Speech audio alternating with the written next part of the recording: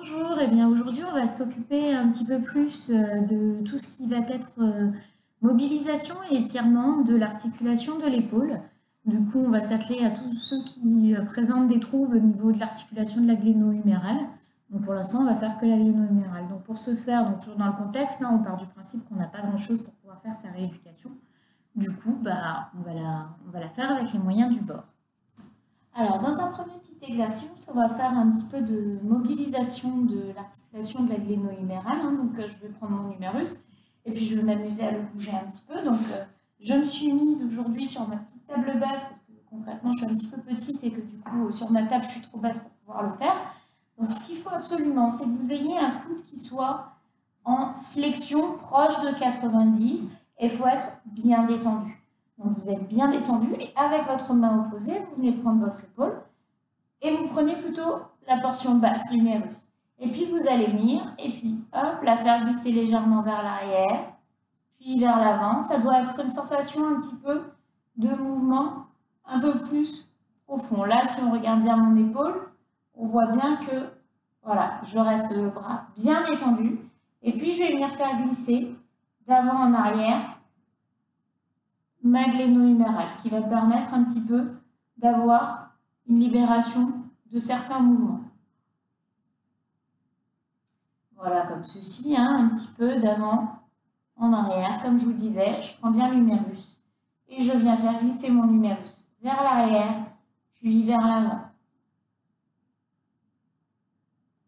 Okay. Je vais un petit peu à distance de ma chaise, je vais garder à distance de ma table. Je vais garder mes pieds légèrement écartés, puis je vais venir et je vais prendre une petite serviette. Et puis avec ma main lésée, celle qui m'est douloureuse, je vais venir et je vais la poser sur ma petite serviette. Et mes deux mains vont être unies sur la serviette. Ce que je veux faire pour pouvoir venir travailler l'élévation antérieure de mon épaule, je vais venir et je vais laisser glisser mes mains vers l'avant. Et puis je vais me pencher petit à petit vers la table.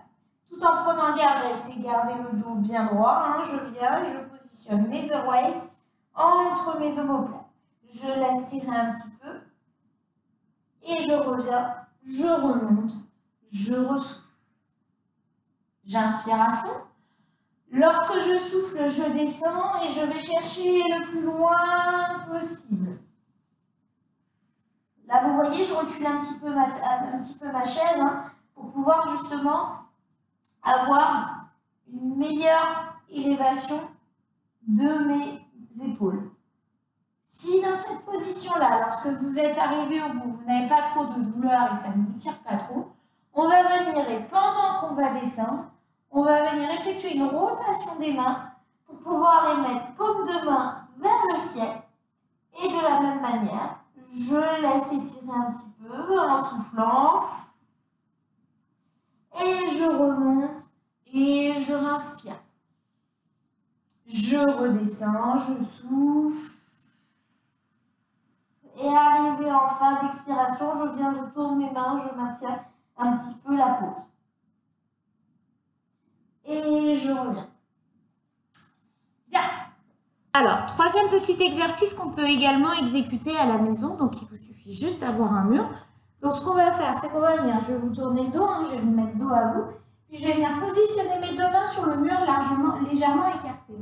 Et puis, sur ma main lésée, on va partir du principe que c'est mon membre supérieur gauche qui est abîmé. Je vais venir et petit à petit, je vais lever mon bras. Si jamais j'ai de la douleur, j'hésite pas, je souffle bien, je lève, je lève. Lorsque cela me tire et que j'arrive au bout, je vais venir et je vais régler les compensations. C'est-à-dire que si j'ai une épaule qui s'est légèrement ascensionnée, je vais venir, je vais l'abaisser et puis je vais prendre le temps de tendre un petit peu mon coude. Lorsque j'y arrive, je peux encore monter un petit peu l'épaule.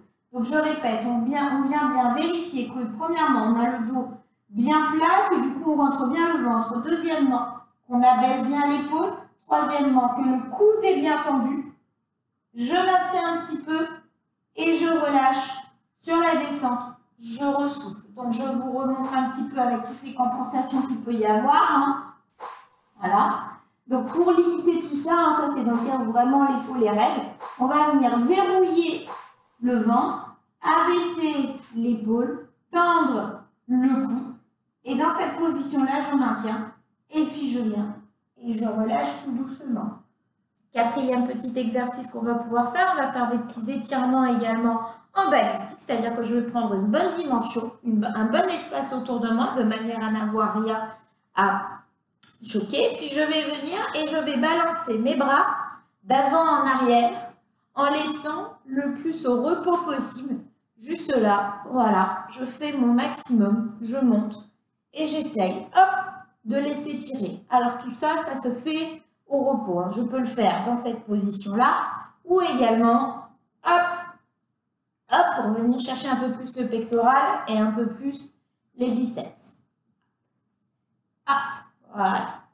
Dernier petit exercice, alors ce qu'on va faire, c'est qu'on va étirer de manière assez passive hein, tout ce qui va être la chaîne antérieure. Donc on va avoir le pectoral et les biceps que l'on va venir étirer. Donc soit vous vous mettez en position basse pour pouvoir avoir un faisceau particulier du pectoral, ou bien portion moyenne, ou bien portion supérieure. Vous choisissez. Hein. Dans ce contexte-ci, je vais avoir plutôt mon pectoral inférieur. Ici, je vais avoir plus le médian. Et là, je vais avoir plutôt ma portion supérieure, enfin, mon faisceau supérieur du pectoral. Donc, ce que je vais faire, c'est que je vais venir, je vais positionner mes mains le long de contre l'entrebâillement de la porte. Hein. Et puis, ce que je vais faire, c'est que je vais venir, je vais me laisser pencher tout doucement vers l'avant. Je garde mes coudes bien tendus. Je garde le regard bien droit. Et là, je laisse tirer. Tout en sachant qu'il ne faut pas plier les coudes. Et il faut bien garder ses fesses bien serrées. Si là, cela ne me tire pas, je passe au faisceau du pectoral inférieur. Dans ces cas-là, je reviens, je repositionne mes mains hein, sur l'entrebâillement de la porte. Toujours le regard bien à l'horizontale. Et je me laisse pendre vers l'avant. Il en va de même pour le faisceau moyen. Hein. Mais bon, moi, j'ai davantage de souplesse. Donc, pour le faisceau moyen, je vais venir me positionner comme ceci. On vient, on s'accroche sur l'angle de la porte. Regard bien à l'horizontale, je regarde bien droit devant moi, je serre bien mes omoplates, je rentre bien mes fesses. Je prends garde à ne pas avoir trop les épaules ascensionnées, mais normalement, étant donné qu'on a verrouillé les omoplates en arrière, ça ne devrait pas trop se produire. Et je relâche et je me détends.